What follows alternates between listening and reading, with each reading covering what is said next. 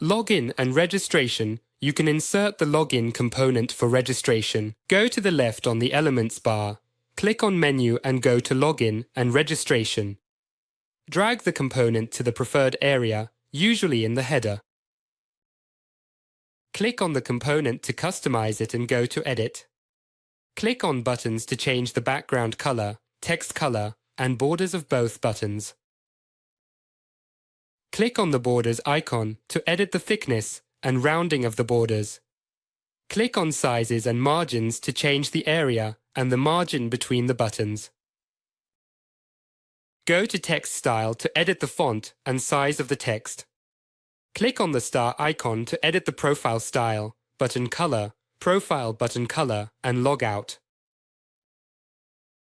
Go to Settings to edit the style of the buttons in the Personal area and to enable Choose the Destination page.